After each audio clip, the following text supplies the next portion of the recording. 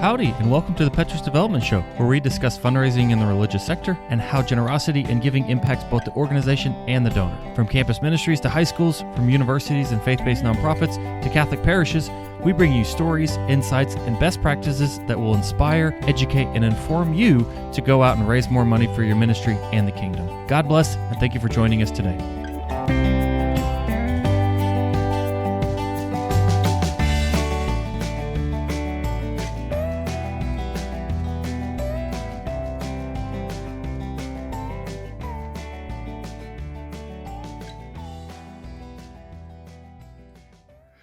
Hello, everybody, and welcome to the Petrus Development Show. I am Rhen from Petrus, joined today by Mr. Andrew Robison, president and owner of Petrus. How's it going today, Andrew? Hey, Rhen, it's going all right. I am enjoying.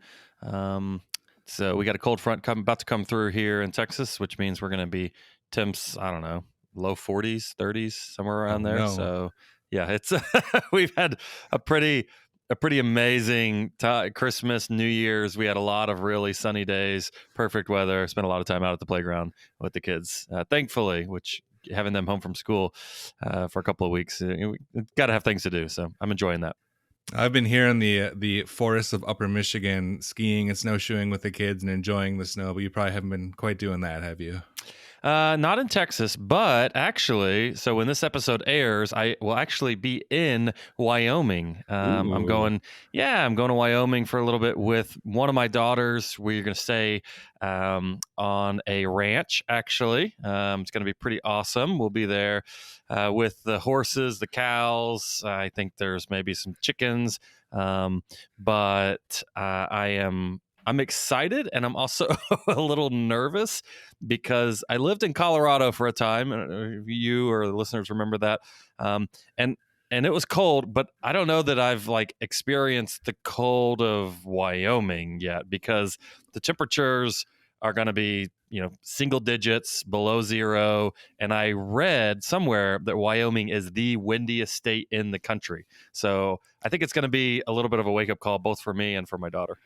Yeah, when you mix that wind with the cold, that's where it gets you. I grew up kind of in the plains in southern Minnesota, and it's pretty tough to withstand that, especially coming from a warm climate. So that'll be any advice that you would offer? Lots of layers. Hot chocolate makes all the cold weather go away for the kids. Okay, and go outside in short stints. Is that right? You'll get used to it the more you're out there. It'll be fine. All right, good. Well, the place that we're staying, like I said, it's on a ranch. We're actually in a farm or in a barn. They built like an apartment in part of the barn, and so some of the reviews that I have read said that if you don't like the sound of wind at night, this is not the place for you. So I'm sure the barn aspect, the windiness, the plains of Wyoming, it's going to be an interesting experience. But I'm really looking forward to it. This sounds right up my alley. Maybe this should be a future Petrus team retreat. Yeah, I'm sure the rest of the team would love it. Where are we going this year, Andrew? The plains of Wyoming. Okay. Yeah. Well, with that, let's talk some fundraising, hey? Yeah. All right. So today we want to talk about databases, fundraising databases. It's a necessity, not always a super exciting topic when it comes to fundraising. But as we get started here, maybe we should talk about why an organization, a nonprofit, should invest in a fundraising database. They can be expensive. Can't you just store all the data in a spreadsheet and get away with that? Okay, I will tell you that. But first, I heard a joke the other day that it fits perfectly within this segment. So well, let's tell hear it real quick. Where do dads store all their dad jokes? Where would that be? In a database. Ouch. Yeah, pretty terrible. This conference is well worth the entire experience, especially for the faithful looking to build the body of Christ. That's what one ministry director said after attending the Petrus Development's Raise conference in 2023. A fundraising staff member from a different organization had this to say: I have several years of experience fundraising, and I found the conference applicable to me. I also saw new to fundraising people getting a lot out of it too. There is literally something for everyone here. In 2024, Raise, the Catholic Fundraising Conference, will be even bigger and even better. Join us on the Riverwalk in San Antonio, Texas, June 24 through 26, 2024. Raise 24 will feature outstanding speakers, great networking opportunities, and an authentically Catholic conference experience. Registration is open now. Learn more at petrusdevelopment.com/raise24. That's petrusdevelopment.com/raise24.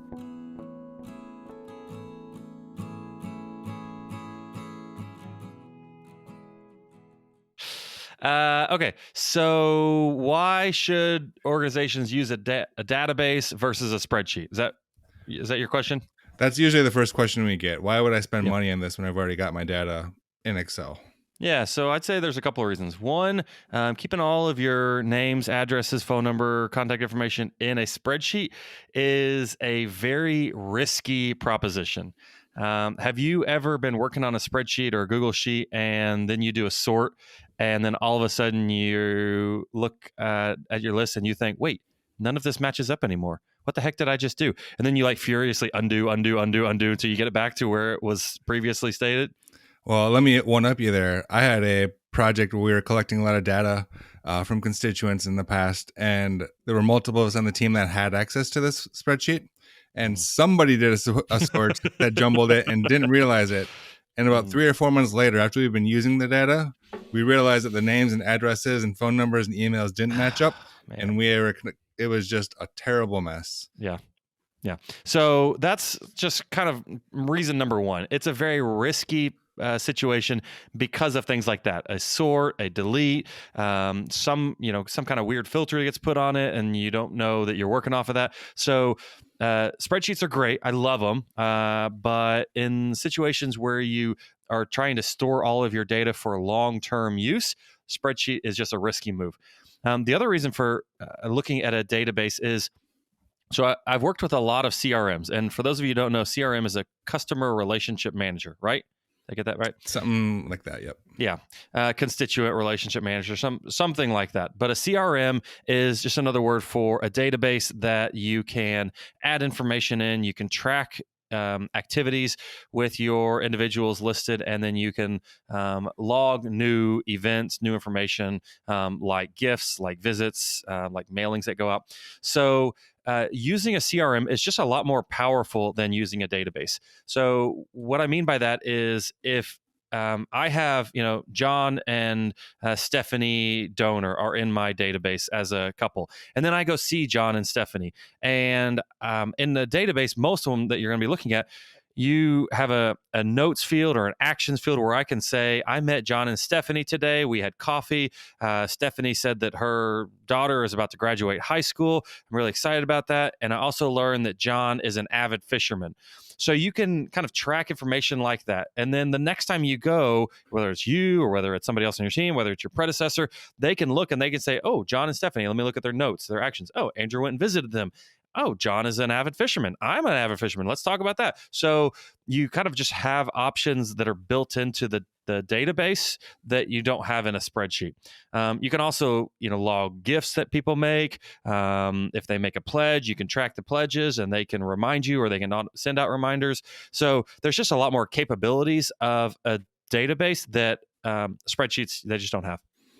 Right. And then that gives you the opportunity to pull out that information and tweak it so that, okay, I want to look at all of my donors who are maybe alumni of this campus ministry from the 60s and 70s, right? And generate a report just of those numbers and the contact information of the people who fit that description, right? So generating reports like that is one of the key features of a database. And I want to come back to what you should look for in a database. And I think one of those things that you want to look for is that reporting capability. But let's talk about those reports you want a database to be able to run. What are the types of reports you should be looking for a fundraising database to be able to give you?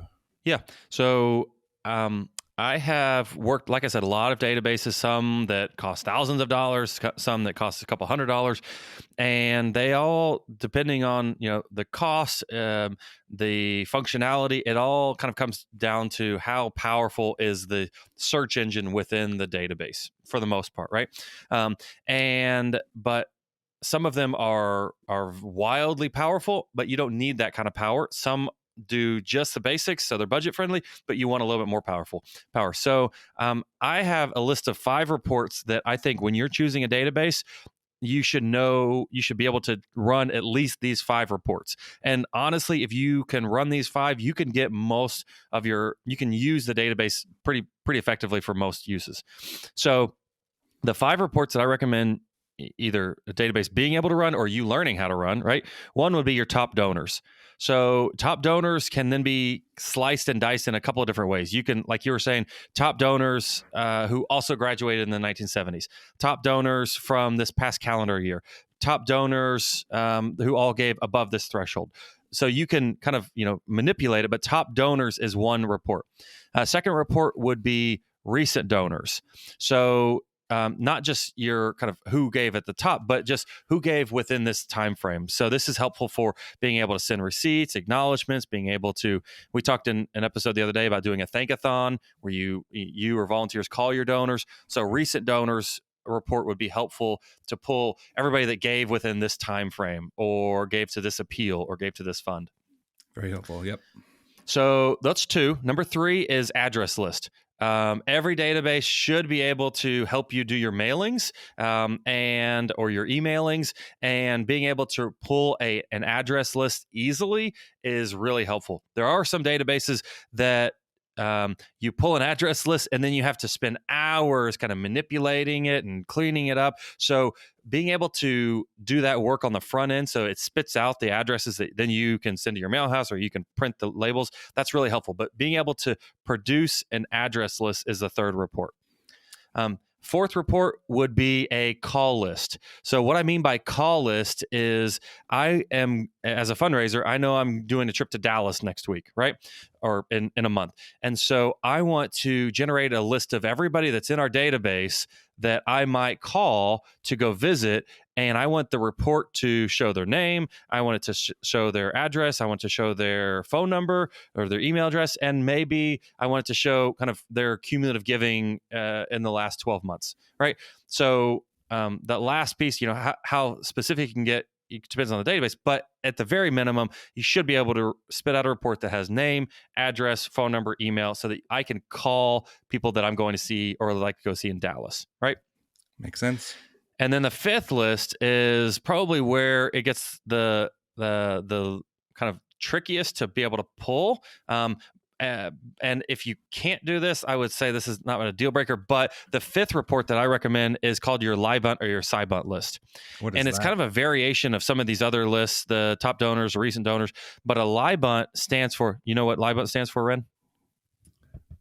Enlighten me, please. Okay. LIBUNT is spelled LYBUNT, and it stands for last year, but unfortunately not this year. So LIBUNT means that this person gave to your organization last year, but unfortunately not this year. And so this is really helpful. Like, when you're kind of going into December, which we know a lot of gifts are made in December, right. You can pull a LIBUNT list and say, all right, who's everybody that gave in 2023, but they haven't made their 2024 gift yet. And we know that there's an inclination to give, a propensity to give. So I want to prioritize that as my call list for December.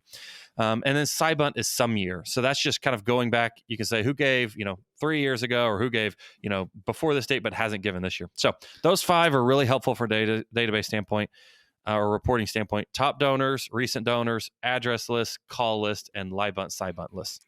Excellent. So reporting, obviously super important. What else should we look for? When you start searching databases, there's lots of options out there, and the price points, everything from $50 a month to a couple $1,000s a month. Yeah. What's the differences? What are the factors we should consider when choosing a database?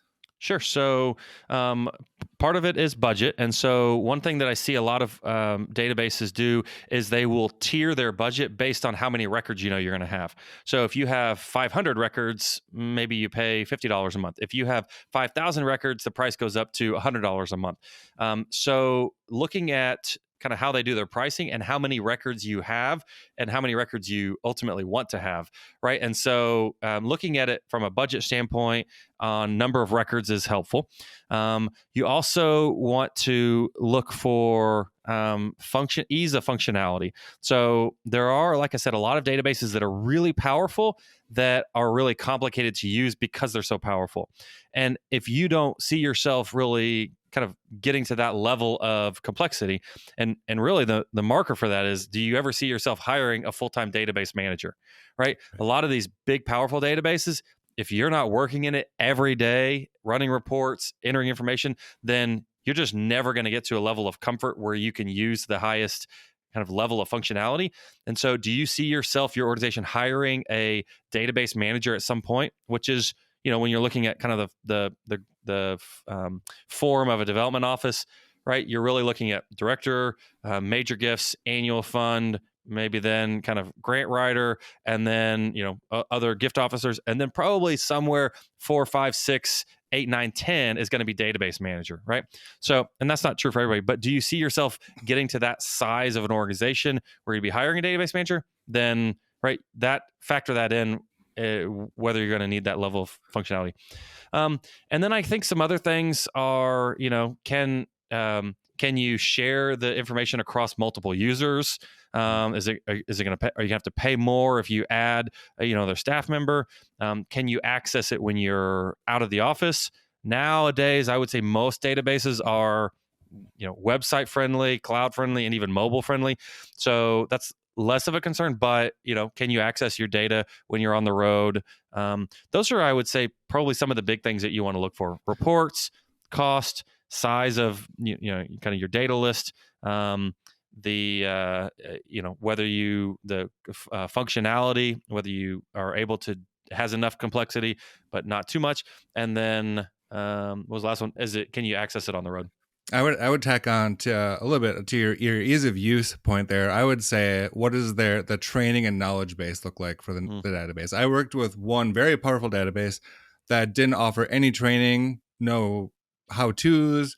You had to pay for any basic training, just how to use their database. And eventually we moved to a slightly less powerful database that had lots of training, had a video tutorial for everything you ever wanted to do, did weekly webinars training you how to use it. And we got much more use of all the features of that database, even though it wasn't quite as powerful, because they taught us how to use it. We had resources to learn, and that was invaluable. Like, that's probably one of my top factors I'd look for if I was choosing a new database right now. That's a really good point. Yeah, absolutely. They're always more powerful than you're ever going to use every feature for, but the more you can learn those features, the better. At Petrus Development, we know that almost nobody goes to school to learn the ins and outs of development and fundraising. It's just not something that comes naturally to most of us. But fear not, because we're here to help you on your fundraising journey with the Petrus Annual Manual. The Petrus Annual Manual is a 12-month program designed to turbocharge your fundraising efforts. We connect your organization with a dedicated and experienced fundraising coach who will guide you every step of the way. Here's what you can expect: access to online, on-demand training videos and how-to guides that show you exactly what to do and how to do it. Dozens of samples and templates for newsletters, appeal letters, and more, so you don't have to reinvent the wheel. Twice monthly phone or video calls with your very own experienced fundraising coach. And a comprehensive development calendar that gives you a plan for development activities to keep your fundraising efforts on track. It's all about building a plan and then working the plan. Think of it this way: if Petrus Development's BOAT program helps lay the foundation for a strong development program, the annual manual is where you build the structure of a robust fundraising office. And here's the exciting part: what will your organization be prepared to do upon completing the annual manual? You'll be on the path to financial stability with a solid annual fund in place. That means you'll be ready to take on significant growth in fundraising with a pipeline of donors and prospects to approach for major gifts. So, if you're ready to transform your organization and make a lasting impact, visit petrusdevelopment.com/annual manual today to learn more about the Petrus Annual Manual. It's time to supercharge your fundraising efforts and expand your organization's impact, one step at a time. That's petrusdevelopment.com/annual manual.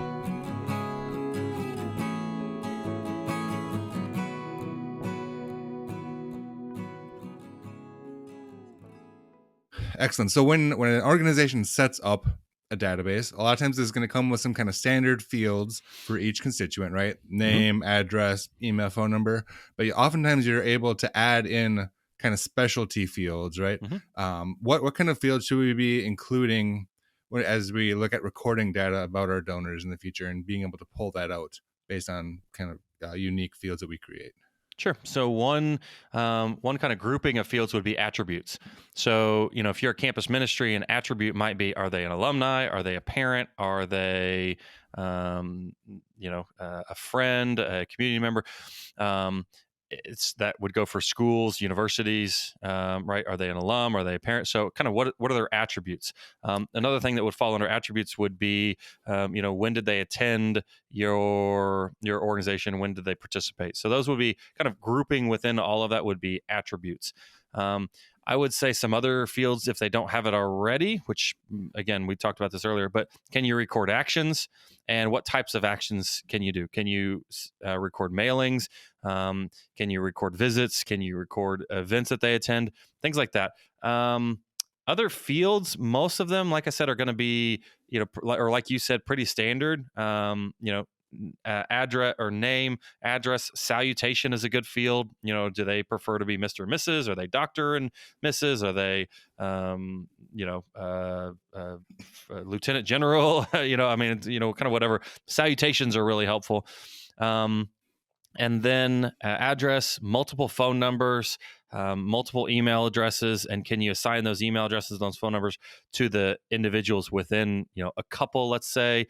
Can you link the records, meaning, if you have parents, can you link their kids if they enter your database? Those would be some of the fields that I would think would be important that aren't already included. Excellent. How about data that we shouldn't include about any of our constituents in the database? How do we decide what shouldn't go in there and what should? Yeah, so that's kind of more there. It's in the field of kind of the ethical conversation, but it's also in the practical conversation.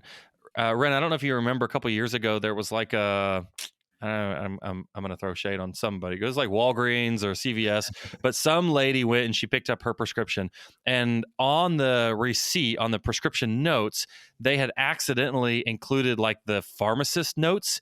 And the pharmacist notes about this patient were not very kind or flattering at all. It was like, this lady she complains, she's rude, and every time she comes in, I try to get the other pharmacist to give it, right?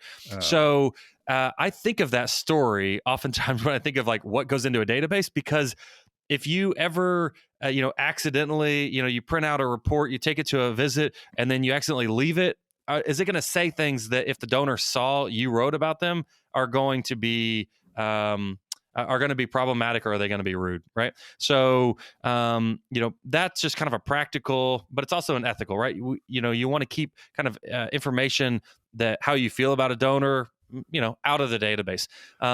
The other thing, though, is, and this is where it gets a little bit trickier, but when you get to know donors, when you build relationships, you learn things about them that maybe they're not going to share with other people, right? Sometimes it's a disease in the or an illness in the family. Sometimes it's, a struggle that their son or daughter is going through. Maybe, it's information about a spouse or an ex-spouse.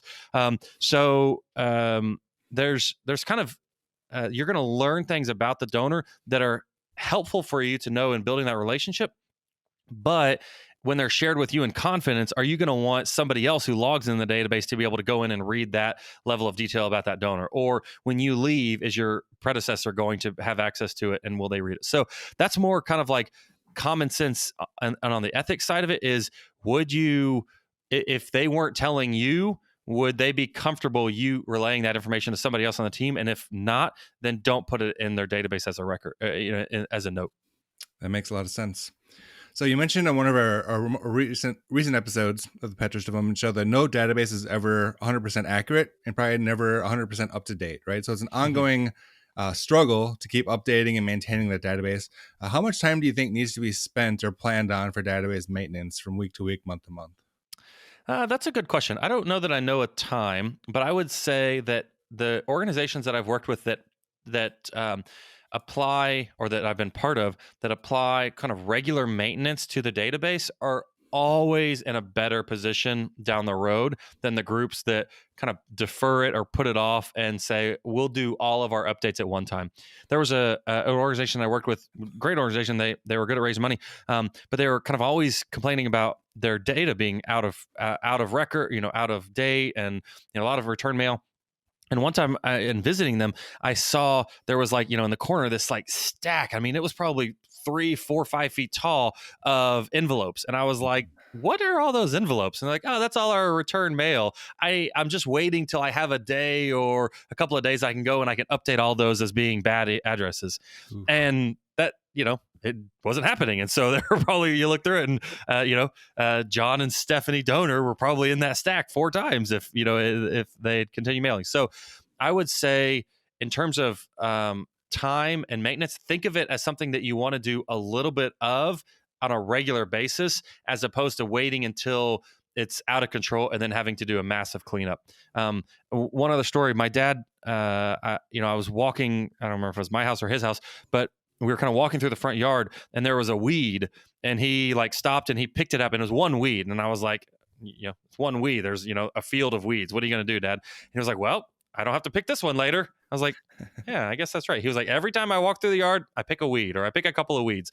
And, it makes my job, whenever I have a day that I can spend, it makes it easier.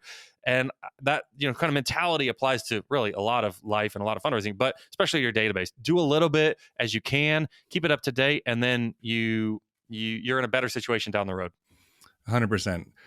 Just 2 quick tips that I would offer based on my experience keeping a database up to date. Some databases now will run all of your addresses in your database through the NCOA, that's the National Change of Address database, every single night, and update all your addresses. And then when I started fundraising, we'd get that stack of return mail, and I would spend 4 or 5 hours a week just going through those, updating all the addresses. Now databases are capable of running through that and automatically updating them every night. Such a huge game changer time-wise. Another one is to hire, somebody who can work part-time, 5, 8, 10 hours a week. You can set up profiles in most databases for a user to go in, update addresses and things like that, but not be able to see the financial information, or to be able to see certain fields and not see it. So you can, have somebody come in and do some of that more rudimentary data updating for you and save you that time to be going out meeting people and doing kind of the higher value fundraising tasks instead.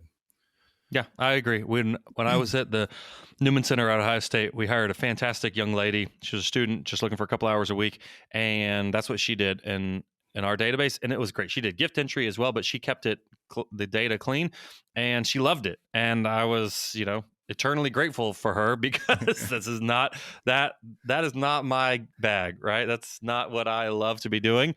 But people that love it, I thank God for them and try to find a way to get them to help. One last question here. If you already have a database system and you're looking at moving to a different one for some reason, do you have an idea of what that process looks like? What's involved? Is it long? Is it complicated? What does that all entail?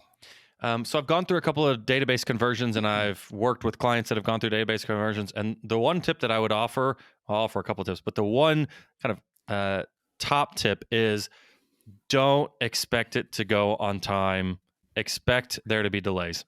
100% of the database conversions I've ever gone through have always gone longer than they say. And, there's a variety of reasons for that, right? But the truth of the matter is if they say, hey, we get our database conversions done in a month, great. Well, 3 months later, you're still working on it. If you've kind of prepared yourself for going longer, then, you're not stressing about it. So number one is they just always go longer. Number two, what can you do to get ready for it is, if you've been doing that kind of regular maintenance, even if you haven't, try to clean it up as much as you can before the conversion, because don't think, well, I'm going to convert all of my bad data and then I'll clean it up. That's like saying I'm going to move all the furniture that I don't want anymore to the new house and then we'll throw it away. Like, no, get rid of it before you move and clean up your data so that there's less to transition. And then you're going to go, it's a tedious process. Every database company now, they know how to do conversions. They do them all the time. So they have a process, but just know that you're going to spend a lot of times kind of making decisions and being asked questions that sound really pointless and tedious to you, but there's a reason for them. And that's all, how do they map the data to your new fields? And so I would say, just kind of know it's going to be a painful process. know that it's going to take longer than you want it to. But in the end, if you stick with it, it will get done. And you're moving to a new database for a reason. Keep that in mind, that it will be worth it in the end. Exactly. And I would say, in my experience, companies have gotten better at helping you make that move in recent years. Yeah. It was much more hands-off when I've done it than I expected it to be, which is great. Excuse me. The two spots, just as a word of wisdom, that tend to cause a lot of problems are if you have a father and son in your system who have the same name, so senior and junior, right? That causes a lot of problems if you're in a setting like a university campus ministry where you might have kind of legacy there. The other one is less common titles, like military titles cause lots of problems just because they don't pop up as much, and I had a lot of issues with those in my experience too. So make a list of those possible issues and check them before and after your switch. One final point I'll make is that we've been talking about the data, but not really much on the gift side of things. I have had organizations that didn't really know they wanted all their gifts to come over individually, or they thought, what's the matter with that?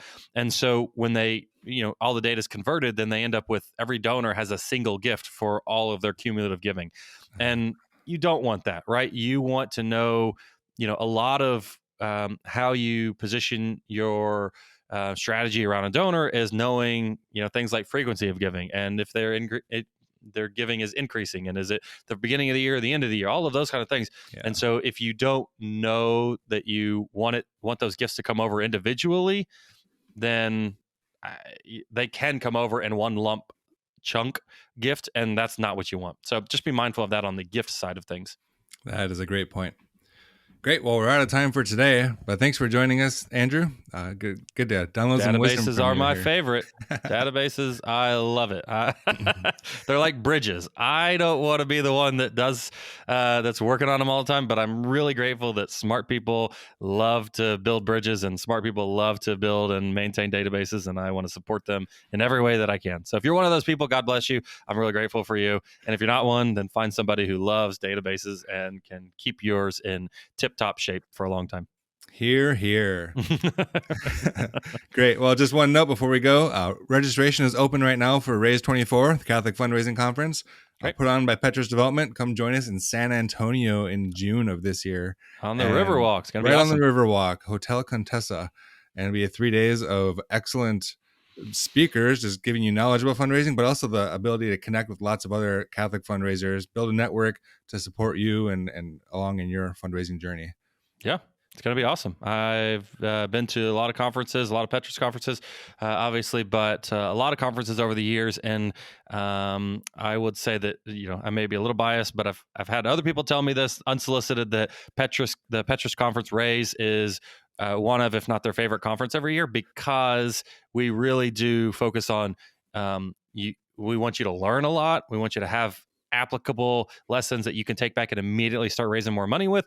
And then also we want this to be a fun and engaging experience for everybody involved. And so we really put a lot of time and energy and emphasis into how to make it fun, how to make it enjoyable. And I think that that's reflected in kind of the people that keep coming back year after year. Love it. I can't wait. Yeah. Great. If you, dear listener, have a question you'd like to ask Andrew, potentially have featured on the podcast, you can send it in to podcast@petrusdevelopment.com, and we may feature it on a future episode. Fantastic. With that, we'll call it a day. So thank you, Andrew, and we'll talk to you again in a couple of weeks. Thanks, Rhen. It's been a pleasure. Enjoy Wyoming. Thanks.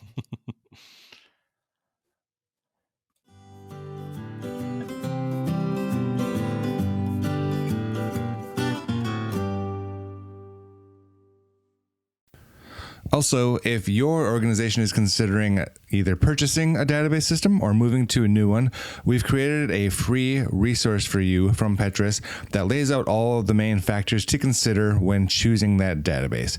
If you'd like access to this free resource, you can go to petrusdevelopment.com/136 to download it for free. This is episode 136 of the Petrus Development Show.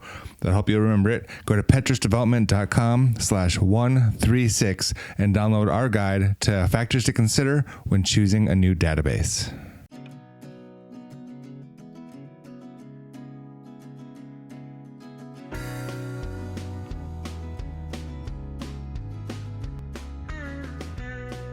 I'm so glad that you could join us for this episode of the Petrus Development Show.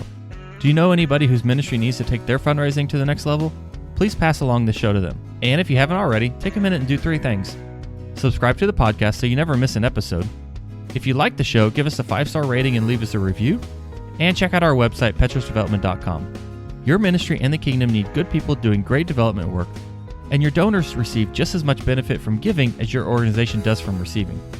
And as it says in Luke 5, cast your nets out into the deep. Be bold and the Lord will provide. God bless, and we'll see you next time.